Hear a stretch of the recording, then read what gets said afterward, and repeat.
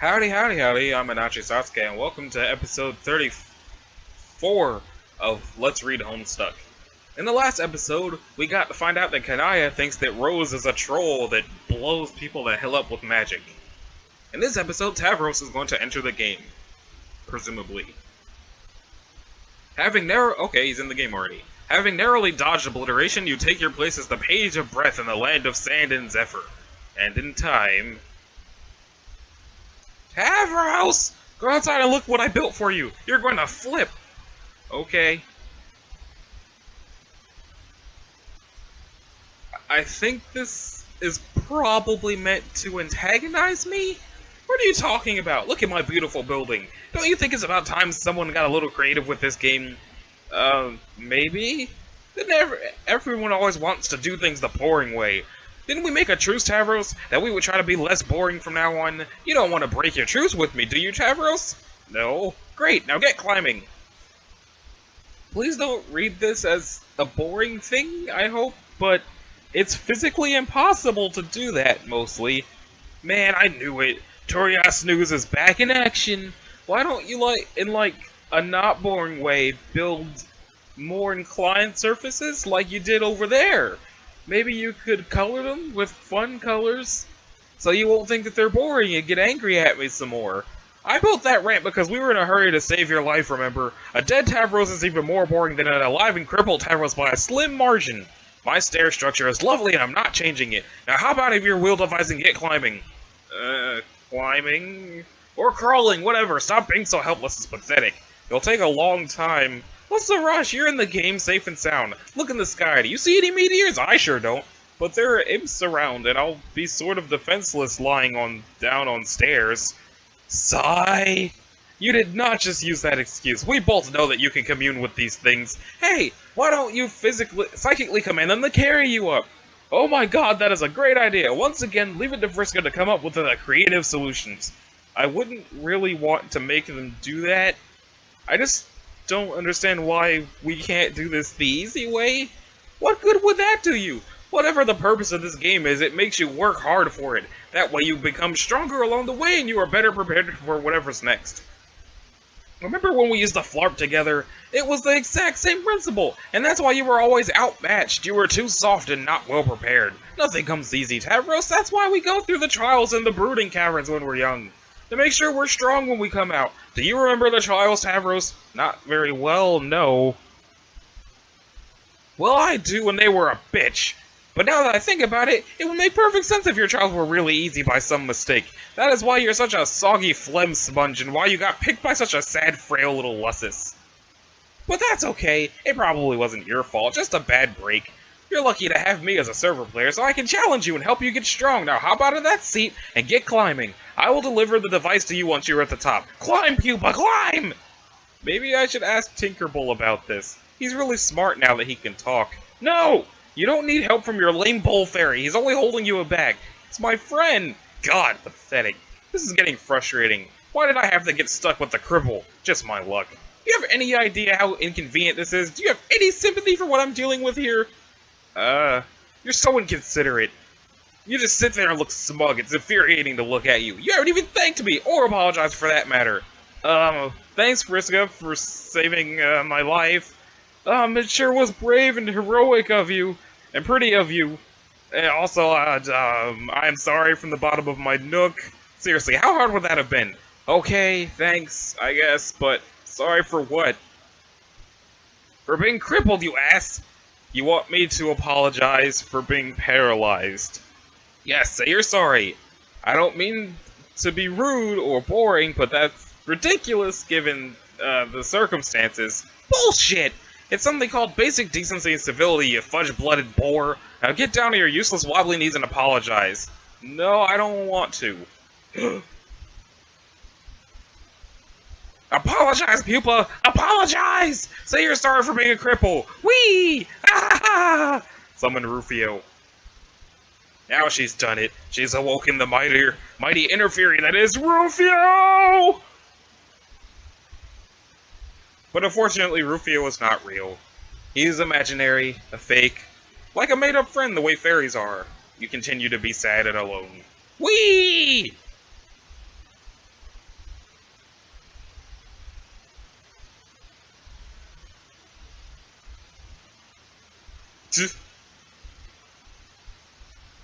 Kanaya, mediate. Hey, what's your deal? Shouldn't you be helping me out of this jam instead of fussing with my plumbing? Just presenting a floating reminder that Tavros will need plenty of inclined surfaces for his ascent. That's silly, I made so many ramps you wouldn't even believe it. I specifically decided I wanted to build something ugly and boring. It is now the land of ramps and yawns. He's reported otherwise. That lousy snitch. Maybe I should take his computer away so he can't go crying to Fussy Fangs anymore. Maybe I should upend this load gaper over your head. No, don't! I'm still learning the interface. It could happen accidentally at any moment. I'm only trying to help him. Think of another way to help. Fine. I'll do something nice. I have an idea. I'll be right back. And for the record, I was going to do this anyway. I was just trying to make him a better player first. Okay? In the meantime, how about I serve my client player the way I think is best, and you can do the same for yours? I thought I was. Scurry downstairs. Holy crap. You make your way down to one of your innumerable loot strongholds where you stash riches and gold and jewels and prizes plundered during your campaigns. There they are, your rocket boots. You must confess you will find favor with just about any kind of footwear as long as it is bright red. You would wear these striking boots even if they were broken pieces of junk. But as it happens, they work just fine and they are awesome. Take them. Boop. Go back up. Quit cleaning up after me, you are so ridiculous. Get code. That's not what those do. That's not what those do! Pushoes! Send code. Pushoes! Tavros, alchemize! Fly, pupa! Fly! Again, in time. Tavros, lead fearsome entourage into ruins. Commune. Confer with teammate. Yes, another piece fits. We are making some strict progress on this puzzle. Oh, that's cool, I guess. So where do you think is the next one? I don't know, probably buried in the stupid sand somewhere like all the others. Okay, that's mostly what I was thinking too, but it suddenly doesn't sound like you think the puzzle is cool. The puzzle sucks! All these puzzles suck! If I have to help you put one more dumb slab of boring rock to another stupid wall indentation, I'm going to put an indentation in my desk with my face. But it looks like a frog, and that's kind of fun.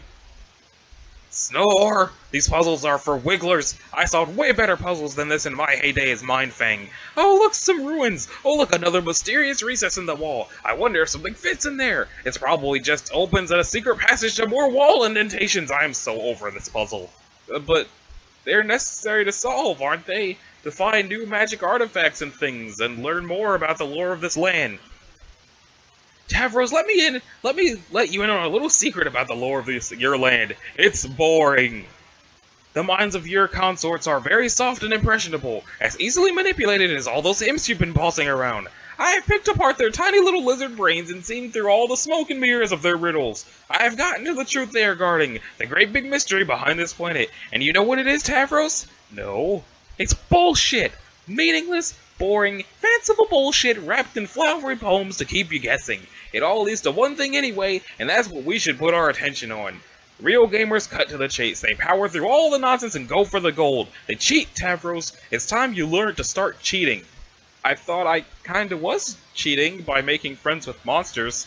Well, it's a good start. You are bending the rules and getting stuff done. Okay, I will admit, I'm fairly impressed with your progress so far, even though you still probably haven't even killed a single enemy. No, don't bother. I know you haven't. But maybe that's okay. Maybe it's just your style, and your real strength is surrounding yourself with allies who are much stronger than you, like me! I'm sure there is more than one way up the Echo Ladder. In your case, probably the only way is to roll gently up the Echo Ramp. The path of the invalid. Yeah, I agree. But I think it's time to stop fucking around! You need to be challenged more. I've been designing a quest for you that should test your true limits. Oh, is that what you were doing all this time? Yes. I mean, not that I don't appreciate it, but don't you have your own quest to do? Yeah, well, after she got me in the game, Kanaya just left me in the lurch, probably because she's dealing with her own crisis now. Which is just as well, because I was starting to get nannied hard. You wouldn't even believe it. Nannied? So I had some time to kill. I drew you a map. Whoa. Here, take a look. It marks what will be your new destination, where you will find the ultimate challenge. More boring puzzles, ignore them. To 7th gate, go here. Z. Where does it go? I have determined from your consorts that there is a terrible monster deep underground. It guards a hoard of treasure bigger than either of us can imagine. It is called a denizen, and it is the boss of your whole planet. Tavros, you will go and face your denizen. Won't that be too difficult? It will be the most powerful adversary you have ever met, but you can handle it. I believe in you. Thanks. I mean, I respect that you have lots of piratey bravado about stuff, and you type fast about it, but I think this is foolish and not sensible. I will probably just get killed, realistically. Maybe! That is the risk you take by being a brave adventurer, but it is a good opportunity to apply your cunning. Maybe you can rally a huge army to bend to your will, and overwhelm the monster. Who knows? It's up to you. This is it, Tavros. It is time to sink or swim. I should get Kanaya's advice, or maybe Karkat since he's the leader. No! Oh god, every time! Always going and getting to others to bail you out. Anyway, Kanai is missing in action, and Karkat has his head up his nook with his new stabby hate friend. Neither can help you. It's just hard to figure out if you really think this is a good idea strategically, or if it's just more of the thing where you harass me but sound excited about it. Tavros, I know nobody believes me about this, probably not even a gullible dope like you, but I actually care about your advancement as a player. Everything I've done has been to make you stronger. Okay, I still don't know what to believe about that. Ugh, you're useless! I'm done talking about this. Now shut up and point that cherry vehicle of yours towards the X on the map. Next stop, Gate 7. Let's go! This isn't optional. You know very well that I can make you go to that gate whether you want to or not, but I would rather it not have to come to that. What will it be? Advance or advance? Okay, I'll go. Oh, one last thing. Equip your Boy Skylark outfit. This will be Pupa's last stand. I mean sit. Ha ha ha ha. Point cherry vehicle towards X on map. Pushoes. They should have said pushoes. Is the X literally a windmill? Ah. You proceed through what seems to be your second gate into the land of maps and treasure. The thief of light lies in wait. Vriska, wake up. Oh my! It appears Pupa Pan himself has flown through your window while you were asleep. How exciting! Surely he is here to take you away on an adventure of a lifetime. He's more dreamy and heroic than you ever imagined. But what's this? It seems the legendary Boy Skylark has misplaced his shadow. He's looking everywhere for it, to no avail. He is having a devil of a time, what with being paralyzed from the waist down and all. He clearly needs your help. Help Pupa find his shadow. Pupa, you are a silly goose. Your shadow has been trapped underneath your useless torso this whole time. Honestly, what else would it be, a stupid sack of shit? Of course, the secret to reuniting with your shadow is to get up and walk around, and play and dance and frolic. Your shadow will surely join you in your gaiety. But it appears Pupa has lost the use of his legs. There will be no frolicking in this young man's future. Unless, apply special stardust. Everyone knows that just a pinch of special stardust along with a happy thought will allow any boy to get up and walk again. Everyone knows this because it is in the classic tale of Pupa Pan. Young Pupa flies through the window of Fairy Girl's respite block, falls on the floor, and has trouble getting up like an enormous pansy. The Fairy Girl then helps him walk again, and in return, he teaches her to fly, even though she probably already knows how to fly, because she's a fairy. They fly out her window together, and have magical adventures for many sweeps thereafter. To be honest, you hardly know a damn thing about Pupa Pan, but you do not care. Pupa remains as pathetic and useless as ever. The stardust did nothing. Probably because it is just glittery power with no magical properties whatsoever and is basically bullshit. Because, in case it wasn't clear, magic isn't real and neither are miracles. Or, it could just be that Pupa has failed to have a happy thought. Your duty is clear. You will have to make him have happy thoughts. Make Pupa have happy thoughts.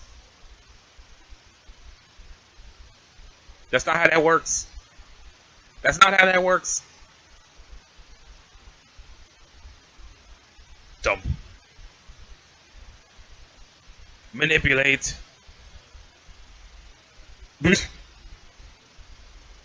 Slump. Can I deal with your own crisis?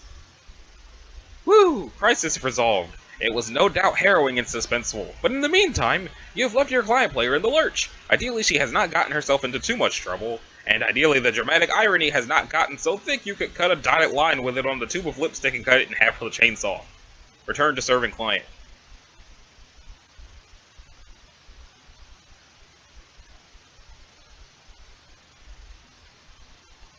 So that's why she had you make this dress for her, and you just went along with it like a sucker. Ugh, you're such an idiot! There, sweetheart. That's so creepy. Kanaya, it's hard. Being a kid and growing up, it's hard and nobody understands. Try to understand. Oh, Jesus Christ.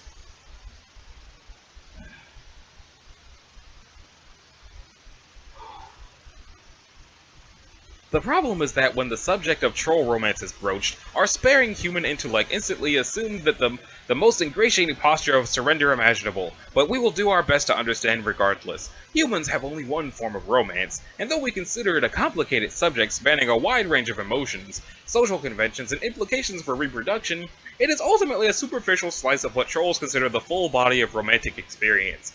Our concept of romance, in spite of its capacity to fill our art and literature and to rule our individual destinies like little else, it's still just that. A single linear concept. A concept usually denoted by a single symbol. Heart. Troll romance is more complicated than that. Troll romance needs 4 symbols. These.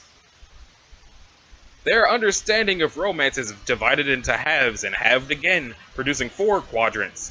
The flushed quadrant, the calignis quadrant, the pale quadrant, and the ashen quadrant. Each quadrant is grouped by the half they share, whether horizontally or vertically, depending on the overlapping properties one examines. The sharpest dichotomy, from an emotional perspective, is drawn between red romance and black romance. Red romance, comprised of the flushed and pale quadrants, is a form of romance rooted in strongly positive emotions. Black romance, with its calignis and ashen quadrants, is rooted in the strongly negative. On the other hand, the vertical bifurcation has to do with the purpose of the relationship, regardless of the emotions behind it. Those quadrants are the concupiscent, the flushed and calignis have to do with facilitating the elaborate reproductive cycle of trolls. Those which are conciliatory, the pale and ashen, would be more closely likened to platonic relationships by human standards.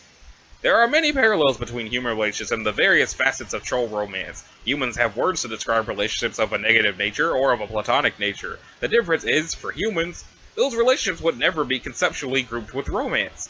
Establishing those sort of relationships for humans is not driven by the same primal forces that drive our tendency to couple romantically.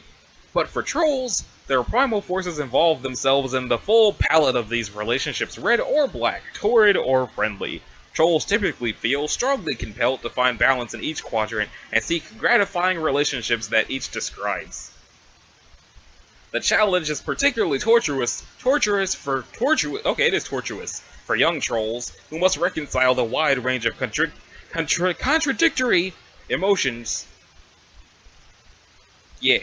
associated with this matrix, while understanding the nature of their various romantic urges for the first time. Of course, young humans have this challenge too, but for trolls the challenge is fourfold. Examine the flushed quadrant.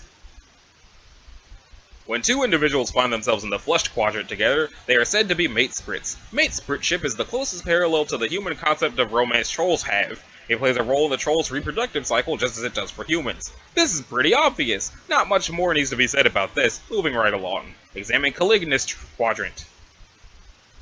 When a pair of adversaries delve into this quadrant, they become each other's kismesis. As one of the concupiscent quadrants, it plays a role in procreation as well. There is no particularly good human translation for this concept. The closest would be an especially potent arch-rivalry.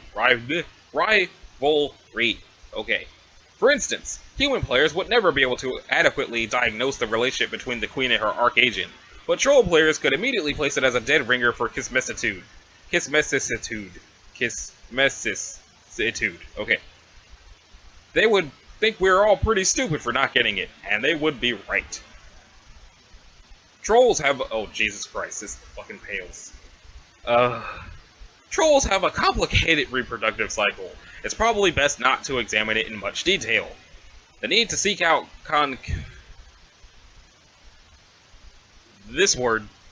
partners comes with more urgency than typical reproductive instincts. When the Imperial drone comes knocking, you had better be able to supply genetic material to each of his filial PAILS. If you have nothing to offer, he will kill you without hesitation. The genetic material, without going into too much detail, is a combination of combinative genetic mix from the mate sprit and kismesis. Is it kismesis? This is kismesis. Pairs, respectively. The PAILS are all offered to a mother grub, who can only receive such pre-combined material. She then combines all of it into one incestuous slurry and begins her brooding. This doesn't mean the initial combination was for naught, however. In the slurry, more dominant genes rise to the fore, while the more recessive find less representation in the brood. Especially strong mate-sprit and kismesis pairings yield more dominant genetic material. The more powerful the complement or potent the rivalry, the more dominant the genes. Troll reproduction sure is weird. We all take a moment to lament how pedestrian the human reproductive system is, and further lament the phrase incestuous slurry is not a feature of common parlance in human civilization. Examine the Ashen Quadrant. Why am I doing this? This quadrant involves a particular type of three-way relationship, giggity, of a black romantic nature, less giggity than previously believed. Falling on the conciliatory side, yeah, I said it right, bitchin'. It has no bearing on the reproductive cycle except for indirect ramifications. When two trolls are locked in a feud of some otherwise contentious relationship, one can intervene and become their auspicious. The auspicious mediates between the two, playing the role of a peacekeeper, preventing the feud from boiling over into a fully malignant rivalry. Since such lesser feuds are quite common among trolls, there is a significant need for auspicizing parties. This word. Without them, too many Ashen feuds will become malignant and begin to conflict with other exclusive kismesis relationships, leading to a great deal of social complexity and sore feelings, even more so than black romance usually involves. Without auspicitism, this word, the result would be widespread black infidelity. The relationship each quadrant describes tends to be malleable, if not volatile, especially on that half where more torrid emotions reside. It doesn't take much to flip a switch and transmute black rom feelings to red rom and vice versa. In many cases, one party will have red feelings while the other has black, but it will often be the case that one party's feelings will swap to match the others, since there is no quadrant which naturally accommodates such a disparity. But thereafter, it is not uncommon for the two to toggle between red and black in unison now and then. These scenarios naturally result in both red and black infidelities. This sort of relationship volatility is why conciliatory relationships are an important part of troll romance. It's still happening! An auspicious can stabilize particularly turbulent relationships. If the auspicious fails to mediate properly, or has no interest in the role, or perhaps has different romantic intentions him/herself altogether, then the relationship often quickly deteriorates into one of an especially hostile and torrid nature. There are many outside factors and influences tugging and pulling these relationships in different directions, and unlike humans who have very orderly, simple, and straightforward romantic relationships without exception, trolls exist in a state of almost perpetual confusion and generally have no idea what the hell is going on. Being confused by troll relationships is one thing we do have in common, though. Examine the Pale Quadrant. It's still happening. This quadrant presides over Moira allegiance. I've been calling it Moira for like ever, and I don't even think that's what it is. Moira allegiance, whatever. This word that might not even be real probably is not real. The other conciliatory relationship, a reasonable human translation, would be the concept of a soulmate, but in a more platonic sense and with a more specific social purpose. Trolls are a very angry and violent race. Some are more hot-tempered and dangerous than others, to the extent that, if left to their own devices, they will present a serious threat to society, or even to themselves. Such trolls will have an instinctive pale attraction to a more even-tempered troll, who may become their moirail. It is moirail! What the fuck? What is this word then? Okay, fine. The Moirail is obliged to pacify the other to function as the better half. The two partners in a strong pale relationship will serve to balance and complement each other's emotional profiles, and thus they allow their own relationships to be more successful. It's often ambiguous, especially among young trolls, whether a bond formed between an acquaintance is a true moral allegiance, or the usual variety of platonic involvement. Furthermore, romantic intentions of a more flushed nature can often be mistaken for paler leanings, much to the frustration of the suitor. But some pale pairings, as the one above, will be strikingly obvious to all who know them. As yet others will seem to have been hatched for each other. And yet others will seem to have been hatched for each other. Wait! More troll romance exposition, please. Please, no! God, you just can't get enough of this, can you? That would have been a great point for a transition out of this illustrated sociological study, but okay, if you insist. Now, see what's going on here is... It's perfectly simple. When the full matrix of troll romance is in action, we have, Hey, why don't you figure it out? You should be an expert on all this by now anyway. Let's see now. Okay. Okay, so it looks like Kanaya mediates all of the everyone, wishes she could be with Vriska, but isn't sure how she wants to be with Vriska, which is the same problem that's happening between these two, whose names escape me. Actually, I don't think their names have been said yet, but their names still escape me. Eridan and, cannot remember her name. At all. So. Holy shit, I understand. Oh god, no. Later, our troll hero would try to explain this to our human hero, attempting to convey all the nuance of troll romance through a nearly verbatim recitation of the preceding excerpts. He would try to describe how rich and textured the troll romantic comedies were compared to the one-dimensional schlock of our human cinematic counterparts. He would barely scratch the surface of troll Will Smith's virtuosity with the delicate lattice of troll romance, as he would assist the bumbling, fudge-blooded troll Kevin James through the interwoven minefield briar patch of red rum and black rum entanglements, all the while sifting through his own prickly romantic situation, and ultimately learning the true meaning of hate and pity. But they would succeed before the Imperial drone came knocking with his thirsty pails at the ready? Yes, they would. But John didn't understand any of this because he's a moron, and he wouldn't shut up about his awful bullshit Earth movies. He would just go on and on and on and on about that garbage. Are we free? Damn it! Okay. But if there was one theme to be hammered through his thick skull, it would be the troll's cultural preoccupation with romantic destiny. Yes, the romantic landscape is rife with false starts and miscues and infidelities, red and black. But every troll believes strongly that each quadrant holds one and only one true pairing for them. And it is just a matter of time before the grid is filled with auspicious matchups through the mysterious channels of troll serendipity. In short, their belief is that for each quadrant there exists a pair of, or triad of trolls somewhere in the cosmos that were made for each other. Wow, another great transition! You wonder if it will stick this time.